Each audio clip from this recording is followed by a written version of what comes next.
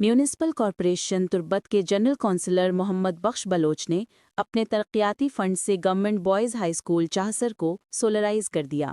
منگل کے روز کونسلر محمد بخش بلوچ نے اسکول کا دورہ کیا اور 18 سولر پینلز، 16 پنکھے اور 10 kVA کے 2 انورٹر ہیڈ ماسٹر عبدالواحد کے حوالے کیے۔ اس موقع پر اسکول میں ایک سادہ تقریب کا انعقاد کیا گیا جس میں اسکول سٹاف اور مقامی سماجی شخصیات نے شرکت کی۔ تقریب سے خطاب کرتے ہوئے کونسلر محمد بخش بلوچ نے کہا کہ چاہسر میرا گھر اور اسکول میرا اثاثہ ہے۔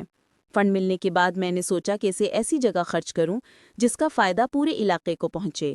میرے نزدیک اسکول، ہسپتال اور دیگر اجتماعی مقامات سب سے زیادہ اہم ہیں۔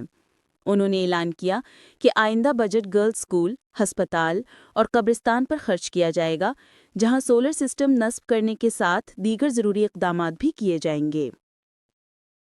اسکول کو سولرائز سسٹم سے منسلک کرنے پر ہیڈ ماسٹر عبدالواحد بلوچ اور چاہسر کے سابق کونسلر حاجی علی احمد نے کونسلر محمد بخش بلوچ کا شکریہ ادا کیا۔